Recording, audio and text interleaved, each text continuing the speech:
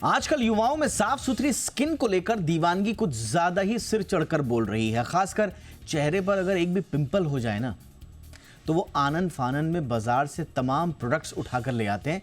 खास तौर से आपने देखा होगा एक्ने क्रीम्स लगाने का चलन तो बहुत तेजी से बढ़ा है। लेकिन हाल ही में एक रिसर्च से ये बात सामने आई है कि अमेरिका में प्रचलित कई एक्ने क्रीम्स में ऐसे खतरनाक केमिकल्स मिले हैं जो कैंसर जैसी गंभीर बीमारियों का कारण बन सकते हैं। ऐसे में सवाल ये उठता है कि कहीं आपकी एक्ने क्रीम का भी कैंसर से कोई कनेक्शन तो नहीं। मेरा नाम है दीपक डोभाल, आप देख रहे हैं आपकी खबर आपका फायदा। आज इसी मुद्दे पर करूंगा मैं विश्लेषण खास मेहमानों के साथ। पहले ये रिपोर्ट।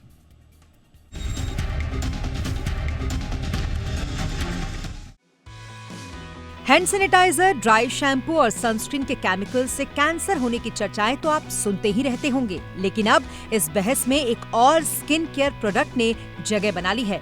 मुहासों के इलाज के लिए इस्तेमाल होने वाली क्रीम और फेस वॉश में पाया जाने वाला एक केमिकल लोगों की सेहत के लिए खतरे की घंटी बजा रहा है। हाल ही में अमेरिकी लेबोरेटरी वेलिशोर ने FDA यानी कि फूड एंड ड्रग एडमिनिस्ट्रेशन में एक याचिका दायर की है, जिसमें दावा किया गया है कि कुछ पॉपुलर ब्रांड्स में एक कैंसर पैदा करने वाला केमिकल बेंजीन खतरनाक स्तर पर पाया गया है। इस खबर ने उन लोगों में चिंताएं बढ़ा दी हैं जो रोजाना क्लिनिक, क्लियर सील और प्रो एक्टिव जैसे ब्रांड्स का इस्तेमाल कर रहे हैं। अगर आप भी इन प्रोडक्ट्स को अपने डेली स्किन केयर रूटीन में इस्तेमाल करते हैं तो सावधान हो जाइए, क्योंकि ये आपकी सेहत से जुड़ी है। बेंजीन क्या है, इसके बारे में भी जान लीजिए। बेंजीन एक रंगहीन और ज्वलनशील लिक्विड है जो कार्बन और हाइड्रोजन एटॉम्स से बना होता है। मुख्य रूप से इसका इस्तेमाल इंडस्ट्रियल प्रोडक्ट्स में होता है, लेकिन कुछ स्किन केयर प्रोडक्ट्स में भी इसकी मौजूदगी देखी जा रही है। रिसर्च से पता चला है कि बेंजीन के लगातार संपर्क में आने से ल्यूकेमिया, जो एक प्रकार का ब्लड कैंसर है, और दूसरे खून से जुड़ी बीमारियों का कारण बन सकता है। स्किन पर मुहासों का इलाज करने के लिए जो क्रीम्स और फेस वॉश मार्केट में मौजूद हैं, उनमें आमतौर पर बेंजोइल और पेरोक्साइड होता है। ये तत्व मुहासों को कम करने में मददगार साबित होता है, क्योंकि ये स्किन में सूजन को घटाता है और मुहासे पैदा करने वाले बैक्टीरिया को मारता भी है। लेकिन जब इस प्रोडक्ट में बेंजीन की मात्रा अधिक होती है तो ये स्किन के लिए नुकसानदेह साबित हो सकता है। बेंजीन के संपर्क से कैंसर का खतरा पूरी तरह इस बात पर निर्भर करता है कि कितनी मात्रा में बेंजीन का संपर्क हुआ, कितने समय तक इस केमिकल का संपर्क रहा, साथ ही बेंजीन का संपर्क कहीं स्किन के जरिए या सांस के जरिए तो नहीं हुआ। विशेषज्ञों का कहना है कि किसी भी रसायन का ज्यादा या लंबे समय तक संपर्क सांस से जुड़ी समस्या पैदा कर सकता है। शुरुआती लक्षणों में सांस लेने में दिक्कत, त्वचा में जलन और थकान शामिल हो सकते हैं। अगर ये समस्याएं बनी रहती हैं, तो ये धीरे धीरे गंभीर बीमारियों का रूप ले सकती है, जैसे कि अप्लासिया और मेटाप्लासिया। इस खुलासे के बाद लोगों के मन में ये सवाल उठ रहा है कि क्या हमें इन स्किन केयर प्रोडक्ट्स का इस्तेमाल तुरंत बंद कर देना चाहिए। एक्सपर्ट्स का कहना है कि भले ही इन प्रोडक्ट्स में बेंजीन पाया गया हो, लेकिन इनका कैंसर से सीधा संबंध नहीं माना जा सकता। लेकिन सेफ्टी के लिए जरूरी है कि आप इसे लंबे समय तक बड़ी मात्रा में उपयोग करने से बिल्कुल बचें। कुछ टिप्स जो आपकी सेहत के लिए फायदेमंद साबित हो सकते हैं। ऐसी क्रीम्स और फेस वॉश का इस्तेमाल करें जिसमें नेचुरल इंग्रेडिएंट्स हो। किसी भी प्रोडक्ट को खरीदने से पहले उनके इंग्रेडिएंट्स को ध्यान से पढ़ें। अगर आपको स्किन से जुड़ी कोई समस्या है तो डॉक्टर से सलाह लें, खास करके तब जब आप किसी खास प्रोडक्ट का लंबे समय से इस्तेमाल कर रहे हों। इधर FDA ने इस याचिका का संज्ञान लिया है। मामले की जांच भी चल रही है। वेलिशोर ने अपनी रिसर्च में पाया है कि कई पॉपुलर स्किन केयर ब्रांड्स में बेंजीन का लेवल तय मानकों से कहीं ज्यादा है, जो एक गंभीर मुद्दा है। FDA का कहना है कि वे इस मामले में सावधानी बरतेंगे और अगर जरूरी हुआ तो इन प्रोडक्ट्स को मार्केट से हटाने का आदेश भी दे सकते हैं। ब्यूटी और स्किन केयर प्रोडक्ट्स हमारी लाइफस्टाइल का अहम हिस्सा बन गए हैं, लेकिन ये बेहद जरूरी है कि हम ऐसे प्रोडक्ट्स को चुनें जो सुरक्षित हो। जब भी कोई नए प्रोडक्ट का इस्तेमाल करें तो उसके इंग्रेडिएंट्स पर ध्यान दें। याद रखें, खूबसूरती से ज्यादा जरूरी आपकी सेहत है। ब्यूरो रिपोर्ट, जी मीडिया। स्वागत करते हैं आज के खास मेहमानों का। स्वागत करते हैं डॉक्टर कनिका सूद शर्मा का, जानी मानी ऑन्कोलॉजिस्ट हैं। बहुत बहुत स्वागत है डॉक्टर कनिका आपका हमारे शो पे। मैम, हमारे साथ हैं doctor Vandana Punjabi, senior dermatologist. बहुत बहुत स्वागत है डॉक्टर वंदना आपका भी हमारे शो पे मैम। और हमारे साथ हैं डॉक्टर भारती तनेजा, फाउंडर हैं ALPS ब्यूटी ग्रुप की। बहुत बहुत स्वागत है डॉक्टर भारती आपका भी मैम। डॉक्टर कनिका मैम, आपसे चर्चा की शुरुआत मैं कर रहा हूँ और ये कोई पहली मर्तबा नहीं है मैम जब इस तरह की स्टडी हम पढ़ रहे हैं। ये जो वेलिश्योर नाम का जो लैब है, इसने ड्राई शैम्पूज़ पर 2022 में इसी तरह की रिपोर्ट दी थी। कुछ प्रोडक्ट्स रिकॉल भी किए गए थे। 2021 में सनस्क्रीन्स पर भी किया गया था। उस दौरान भी कुछ प्रोडक्ट्स जो हैं वो रिकॉल हुए थे मार्केट से। US मार्केट की मैं बात कर रहा हूँ। और इसी तरह से डिओड्रेंट्स पे भी कुछ स्टडीज़ आई थी। हेयर स्प्रे, कोविड के टाइम पर हैंड सैनिटाइजर्स। ये बेंजीन इतना ख़तरनाक क्यों है मैम कि इसे जिस भी प्रोडक्ट में ये पाया जाता है या फिर किसी भी वजह से इसकी मात्रा बढ़ जाती है, ये कितना खतरनाक क्यों है शरीर के लिए? क्या वाकई में कैंसर कारक है मैम? तो वेलिश्योर की जो स्टडी आई है ये सेकंड है इस सीरीज में।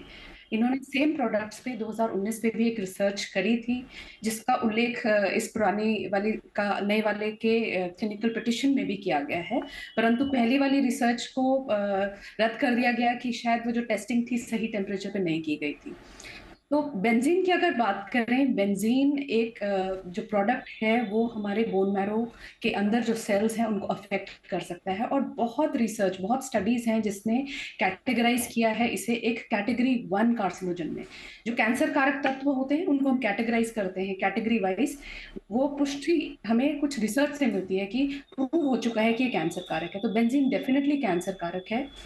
बहुत सारी बॉडीज ने वैल्यूज भी दी हुई हैं कि शरीर में कितनी मात्रा बेंजीन की जो है वो एक्सेप्टेबल है या किसके मात्रा के ऊपर वो नुकसानदायक है। क्योंकि ज्यादातर बेंजीन की जो ओरिजिनली स्टडीज थी वो हमारी इंडस्ट्रीज में थी, क्योंकि जो हमारे इंडस्ट्रियल वर्कर्स हैं वो इनहेलेशन से बेंजीन जब इनहेल करते थे तो उनमें ब्लड कैंसर ज्यादा पाए जाते थे। और ब्लड कैंसर्स में भी जो ज्यादा खराब वाले होते हैं, जो माइलोजेनस ल्यूकीमिया, एक्यूट माइलोजेनस ल्यूकीमिया है, उसके केसेस के इंसिडेंट्स ज्यादा पाए गए उन लोगों में जो बेंजीन इनहेल करते थे। तो जितने हमारे ऑक्यूपेशनल हेल्थ बॉडीज हैं, एनवायरमेंटल प्रोटेक्शन बॉडीज हैं, उन्होंने मापदंड दिए हुए हैं कि इस मात्रा से ज्यादा शरीर में अगर बेंजीन लाइफ टाइम में जाता है, आई थिंक 0.004 पार्टिकल्स पर मिलियन अगर बॉडी में जाते हैं तो कैंसर कारक होते हैं। इस रिसर्च में डेफिनेटली ये पता चल गया है कि बेंजीन बन सकता है in these acne protecting reducing creams में, बिकॉज इनको हम जो दे रहे हैं वो है बेंजाइल पेरोक्साइड।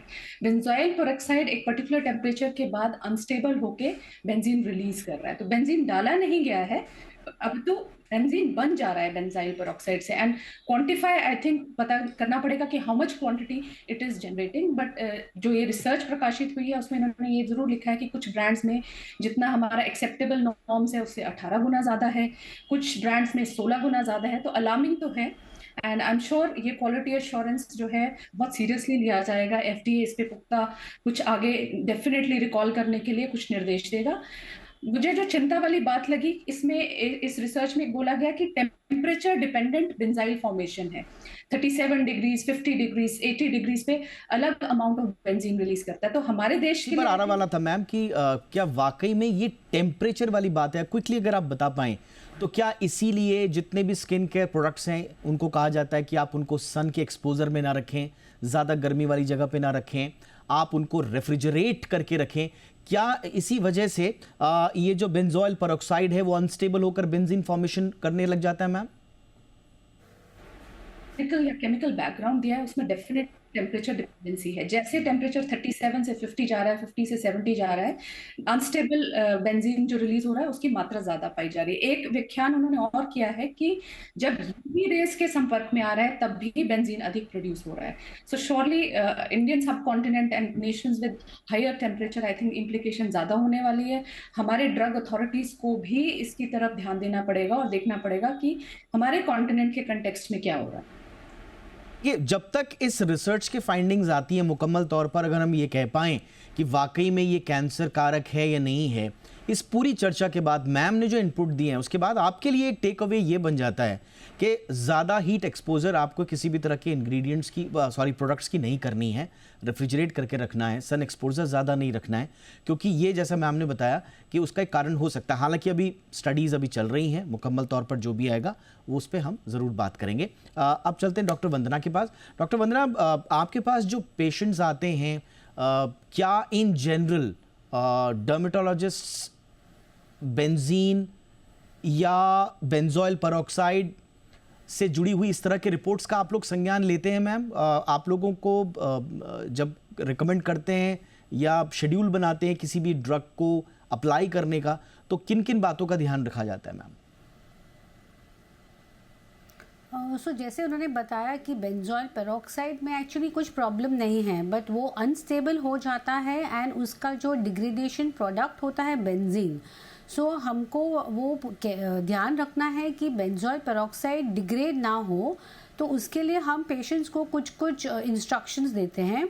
एक तो हम कहते हैं कि आप एक रेप्यूटेड केमिस्ट या फार्मासिस्ट से आपका मेडिसिन खरीदें, क्योंकि हमको पता है कि जो मेडिसिन आप अच्छे केमिस्ट से खरीदेंगे तो उन्होंने उसको अच्छी तरह रखा है। बिकॉज अगर केमिस्ट ने भी उनको हीट में रखा है या ओपन आपका केमिस्ट है या फार्मेसी है, उसमें भी हीट लगेगी बेंजोइल पेरोक्साइड के ट्यूब में। तो हम उनको कहते हैं कि अच्छे फार्मेसी से खरीदो, क्योंकि आजकल तो लोग बहुत कुछ ऑनलाइन खरीदते हैं, हमको उनका पता नहीं है कि प्रोडक्ट कैसा है ऑनलाइन खरीदने में।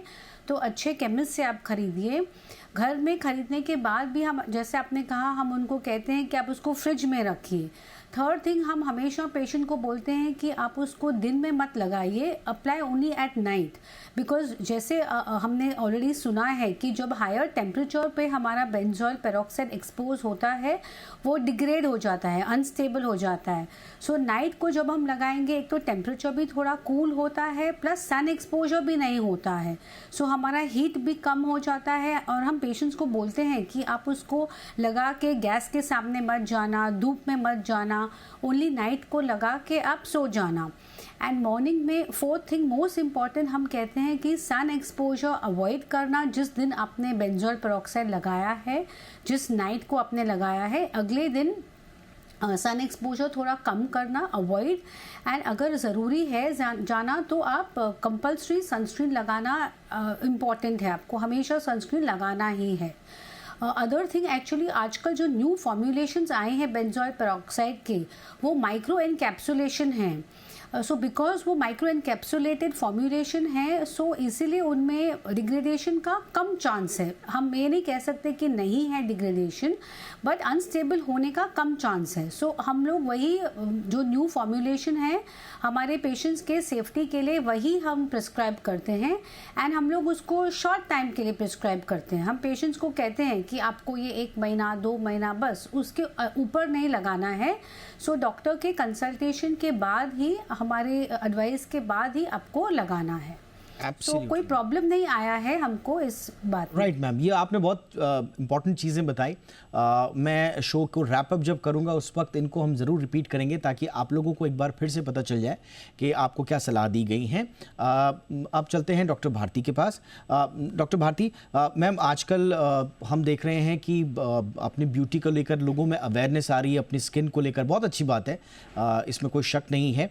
बट क्या जो हमारे ब्यूटी प्रैक्टिशनर्स हैं ख़ास तौर से, वो अपने क्लाइंट्स को प्रोडक्ट सेफ्टी और पोटेंशियल हेल्थ रिस्क जो हैं, क्या उसके बारे में उतना अवेयर कर पा रहे हैं?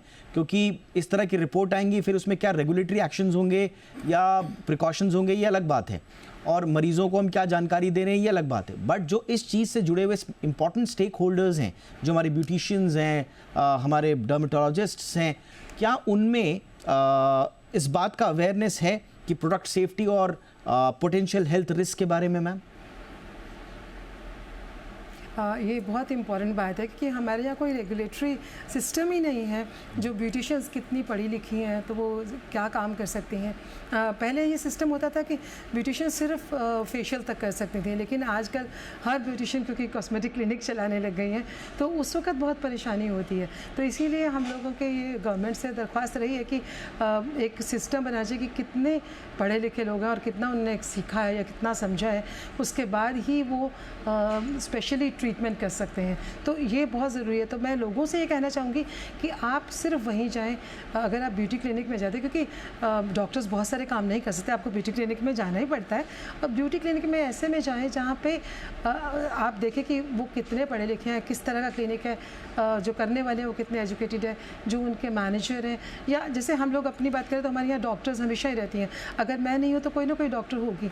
वो डॉक्टर जब काम करती है तो बहुत ध्यान रखती है कि जो भी हम चीज़ यूज़ कर रहे हैं वो हमेशा जांची परखी जाए और क्लाइंट्स को जिस तरह से उन्होंने बताया ये बात तो हमेशा बताई जाए सही से कि कब यूज़ करनी है, कैसे यूज़ करनी है, इसके पर सनस्क्रीन लगानी है, ये छोटी छोटी बातों का ध्यान रखा जाए। सो हमेशा सबको ये कहा जाएगा कि जब आप ट्रीटमेंट के लिए जाते हैं, स्पेशली एक्ने ट्रीटमेंट के लिए, तो उसके लिए बहुत सारी चीज़ें और भी देखनी पड़ती हैं जिनको साथ में रखा जाए, तभी ही एक्ने ठीक हो पाते हैं और उनको फिर रेगुलरली चेकअप भी करना पड़ता है। तो क्लाइंट्स के लिए बहुत ज़रूरी है कि वो सही जगह जाएं। और वैसे आजकल हम लोग इस बात का भी बहुत ध्यान रखते हैं कि हम लोग ज़रूरी नहीं है कि सिर्फ बाज़ार से जो मिलते हैं प्रोडक्ट्स उनका इस्तेमाल करें। और मैं खुद भी बनाती हूँ और बहुत लोग बना रहे हैं जो आजकल ऐसी चीज़ें हैं जो हर्बल हैं, और बहुत सारी हर्ब्स हैं जो पूरी तरह से आपके एक्ने ट्रीट कर सकती हैं। अब मैं छोटी सी बात बोलूँगी, टी ट्री ऑयल में 5% बेंजोइल ऑक्साइड होता है और वैसे भी आपकी क्रीम से इतना ही हमें चाहिए। तो अगर उसके बदले आपने टी ट्री ऑयल इस्तेमाल कर लिया तो आप उतना ही उसका रिज़ल्ट पा पाते हैं। तो इसी तरह से बहुत सारी हमारे पास हर्ब्स हैं जिनका इस्तेमाल करके हम लोग जब खुद ट्रीटमेंट करते हैं तो हम इन्हीं हर्ब्स का इस्तेमाल करके फिर उसको इस्तेमाल करते हैं, फिर उसको ट्रीट करते हैं। और जिनसे आप अपना कोई भी जिनसे आप कोई भी ब्यूटिशियन से आप कोई भी सर्विसेज ले रही हैं, एक तो आप उनके क्वालिफिकेशंस ज़रूर चेक करें और दूसरा आपके पास ऑल्टरनेटिव मौजूद हैं, उनका भी आप इस्तेमाल कर सकते हैं। अब एक छोटा सा ब्रेक ले रहा हूँ मैं फटाफट से। ब्रेक के बाद मैं अपने तीनों एक्सपर्ट से पूछूंगा कि इतना ज़्यादा पैनिक करना एक एक्ने को लेकर, ऐसा लगता है कि देखिए अब इसमें बहुत सारी चीज़ें छुपी हैं। अब इसमें हमारा सोशल मीडिया भी आ गया, अब एक ब्यूटी के अलग से स्टैंडर्ड भी हम लोगों ने बना दिए हैं। आई डोंट नो व्हाई, कि हमने एक ट्रैप में ले लिया है, एक इन्फीरियरिटी कॉम्प्लेक्स में हमारे युवा घिरते जा रहे हैं, चाहे वो महिला हो, पुरुष हो, बच्चे हो, बड़े हों। छोटा सा एक्ने हो गया, ऐसा लगता है जीवन ख़त्म हो जाएगा, हम बाहर नहीं निकल पाएंगे, सेल्फ डाउट्स होने लग जाते हैं, सामने वाले से हम कॉन्फिडेंटली बात नहीं कर पाते हैं, फोटो खिंचाकर सोशल मीडिया पर नहीं डाल सकते हैं। कारण क्या है साहब? एक छोटा सा एक्ने हो गया है। ये हमने कौन से मानक ब्यूटी के तय कर दिए हैं? थोड़ा सा इस पर, ये क्योंकि है अलहदा विषय लेकिन जुड़ा हुआ इसी सिस्टम से है, तो इस पर भी बातचीत करेंगे और उनकी सलाह लेंगे एक छोटे से ब्रेक के बाद।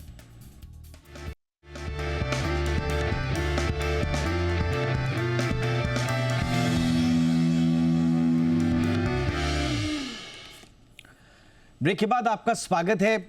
तो एक्ने क्रीम का इस्तेमाल आजकल बड़ा हो रहा है, लेकिन कुछ स्टडीज़ जो आई हैं वो इस ओर इशारा करती हैं कि कुछ एक्ने वाली क्रीम्स के अंदर ख़ास तौर से यूएस में ये पाया गया है कि उसमें कैंसर कारक तत्वों की मौजूदगी हो सकती है। अब वो किन परिस्थितियों में होते हैं, किन किन में होते हैं, ये एक अलग बहस का विषय है, लेकिन कैंसर कारक तत्वों की मौजूदगी ख़ास तौर से बेंजोइल पेरोक्साइड वाले जितनी क्रीम्स हैं उनमें ये दावा किया गया है। अभी जांचें चल रही हैं, इसी पर आज हम चर्चा कर रहे हैं। डॉक्टर कनिका, अब थोड़ा सा मैम आप टिप्स दे दें। एक तो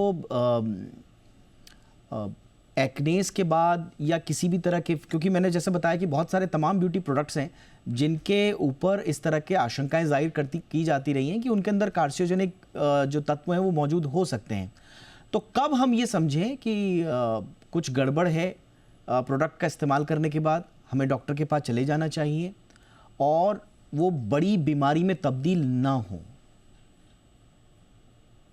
इससे पहले कि मैं जवाब दूं इस क्वेश्चन का, आप जिस चर्चा पे ब्रेक लेके गए थे, मैं जी उसके बारे में जरूर कहना चाहूंगी कुछ। जो आई थिंक सोशल मीडिया का बहुत ज्यादा प्रभाव हो रहा है हमारे टीनेजर्स पर। डॉक्टर हमेशा वैलिडेटेड मेडिसिन लिखेंगे, डॉक्टर हमेशा जो दवाई लिखेंगे वो इंश्योर करेंगे कि पेशेंट की सेफ्टी है, बट आजकल बच्चे ओवर द काउंटर लेते हैं और बहुत सारे ऑनलाइन शॉपिंग शुरू हो चुके हैं थ्रू सोशल मीडिया, क्योंकि सोशल मीडिया पे ये बड़े उत्तेजक वीडियो आते हैं जो कि गारंटी लेते हैं कि आपके ये ठीक हो जाएगा, और उसके बारे में कोई कहीं पे वैलिडेशन नहीं है, कोई क्वालिटी चेक नहीं है। तो हमारे बच्चे इस सब के ट्रैप में आ चुके हैं। और ना केवल ये, बहुत और प्रोडक्ट्स ऐसे हैं जिनको देख के चिंता होती है कि शायद बच्चे अपनी हेल्थ के ऊपर बहुत बुरा इम्पैक्ट पाएंगे। तो ये एक बहुत बड़ी इंपॉर्टेंट चर्चा होनी चाहिए कि how social media is adversely affecting health of our the youngsters. Cancer के ऊपर अगर हम आए तो देखिए कि जो ये कॉस्मेटिक्स में कैंसर कारक प्रोडक्ट्स हो सकते हैं, ये बहस पुरानी ही है। आपने देखा जॉनसन एंड जॉनसन के टैल्क को तो बैन कर दिया गया, और ओवेरियन कैंसर का इंसिडेंस हाई पाने की वजह से बहुत ज्यादा मेडिकल लीगैलिटीज भी हुई। सिमिलरली बहुत रिसर्च आने लगी लिपस्टिक्स को लेके कि शायद लेड कंटेंट लिपस्टिक्स में ज्यादा होता है जिससे कैंसर हो सकता है। तो I think as a user सबसे इम्पॉर्टेंट चीज है मॉडरेशन। आप कोई भी चीज अत्यधिक इस्तेमाल करेंगे तो उसमें केमिकल्स शरीर में जाएंगे ही जाएंगे। ना केवल कैंसर, उसके अलावा भी बहुत अधिक बीमारियां हो सकती हैं शरीर में। जब आप अनवैलिडेटेड प्रोडक्ट्स लेते हैं, हैवी मेटल्स वाले प्रोडक्ट्स लेते हैं, गुर्दों पे भी इम्फेक्ट आ सकता है। तो कोई भी चीज ओवर द काउंटर बिना सूझबूझ के नहीं लेनी है, पहली चीज। दूसरी, अगर आपके शरीर में कोई भी चीज भिन्न हो रही है, आपका शरीर संकेत देता है, आपके शरीर में कुछ गलत चलता है तो आपको दिक्कत महसूस होती है, उसको इग्नोर ना करें। तुरंत किसी मेडिकल फैसिलिटी में जाके उसे चेक कराएं।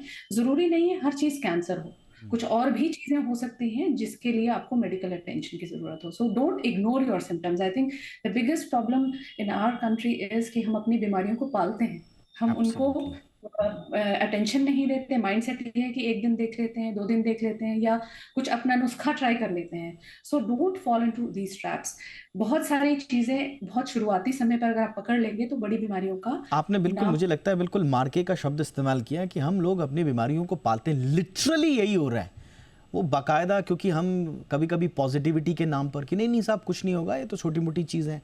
कभी कभी हम कुछ अनर्गल जो प्रचार प्रसार होता है, व्हाट्सएप ज्ञान होता है, उसकी बातों में आकर कभी कभी वो परिवार में जितने डॉक्टर्स हैं ना हमारे, जो आके ज्ञान दे देते हैं कि साहब ये ले लो, ये ले लो, आपके तो किचन में ही कैंसर का इलाज है साहब, सब ठीक हो जाएगा। तो इस तरह की बातों पे आप एक तरह से बिल्कुल सही कहा डॉक्टर मैम ने कि आप अपनी बीमारी को पाल रहे होते हैं, और जिस चीज़ को आपने इतने प्यार से पाल पोस लिया है वो दूर कैसे जाएगा आपसे। तो ये छोटी सी बात है जो आपको समझनी है। बाकी हम आप पे छोड़ते हैं। अब सवाल ये है कि कहाँ कहाँ पर ध्यान रखा जाए। डॉक्टर वंदना, क्विकली अगर आप कुछ खास सलाह देना चाहें जो किसी भी तरह के स्किन केयर को इस्तेमाल करने वाले लोग हैं उनके लिए मैम।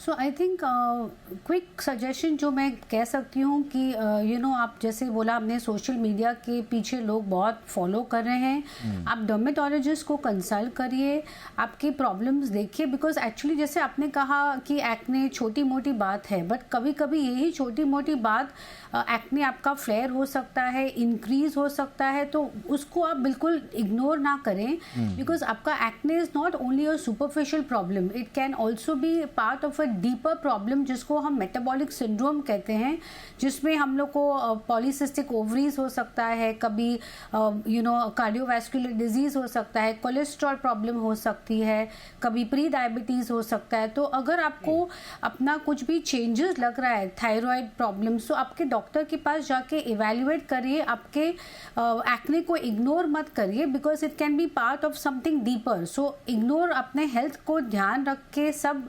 इन्वेस्टिगेशन जरूर करवाइए आपके डॉक्टर के साथ। ये आपने बहुत इंपॉर्टेंट बात बोली कि इग्नोर भी मत कीजिए। ये सही बात है कि सोशल मीडिया के दबाव में हम लोग, लेकिन उसका हवा भी मत बनाइए। इसको एक मेडिकल कंडीशन के तौर पर जाइए, डर्मेटोलॉजिस्ट से, डॉक्टर से मिलिए, उसको ट्रीट करवाइए, जो भी अंडरलाइंग प्रॉब्लम्स हैं उसकी वजह टटोलिए, उसको ठीक करिए, आगे बढ़िए। लेकिन ना उसका हवा बना के बैठिए, और ना उस हवा को ओवरकम करने के लिए अनाप शनाप ओवर द काउंटर, जो मैम ने भी कहा कि आप क्रीम्स लेना, दवाइयाँ लेना, ये सब चीज़ चीज़ें शुरू मत कीजिए, यही हमारी सलाह होगी। बहुत क्विकली, समय की बहुत कमी है, डॉक्टर भारती आप क्या सलाह देना चाहेंगे आजकल के यंगस्टर्स को? मैम देखिए, सोशल मीडिया की फिर से बात आती है कि इतने जो घरेलू ट्रीटमेंट, इवन हम जब बोलते हैं हर्ब्स बहुत अच्छी हैं, बट हर्बल प्रोडक्ट्स बनाते बनाते घर में बिल्कुल अनपढ़ लोग जो आजकल टिप्स दे रहे हैं, मतलब कोई एक्सपर्ट टिप्स नहीं है, हर ऐरा गहरा कहना चाहिए कि टिप्स दे रहा है, इसको इतना गर्म कीजिए, इसको ऐसा कीजिए, ये वाली हर्ब डालिए, वो वाली हर्ब डालिए, बिना डोमेन एक्सपर्टाइज के गलत तरीके से किसी भी हर्ब को गर्म कर देते हैं, किसी भी हर्ब को गर्म कर देते हैं जिसको ज़रूरत नहीं है, वो करना ही नहीं चाहिए। तो उनकी भी सलाह मत मानिए। मैं ये भी साथ में कहूँगी कि अगर टिप्स आपने देखनी है या लेनी है या पढ़नी है या सुननी है तो किसी एक्सपर्ट से सुनिए, ना कि हर किसी की टिप्स। कोई आदमी, कोई औरत, वेरी इंपॉर्टेंट पीस ऑफ बता रहे हैं आजकल tips, advice. Ma'am thank you so much. मेरे पास वक्त की इतनी ही कमी, इतना ही मेरे पास वक्त था। आई एम सॉरी, बातचीत आप लोगों से बहुत लंबी करनी थी, ये एक इशू इंपॉर्टेंट है, बट आज के लिए इतना ही। बहुत बहुत शुक्रिया आप तीनों का। Doctor Kanika Sood Sharma, thank you so much ma'am. Doctor Vandana Punjabi, thank you so much ma'am. Doctor Bharti Taneja, thank you so much ma'am आपका भी शो में आने के लिए। आपकी खबर आपका फ़ायदा में इतना ही। अपना ख्याल रखिए। नमस्कार।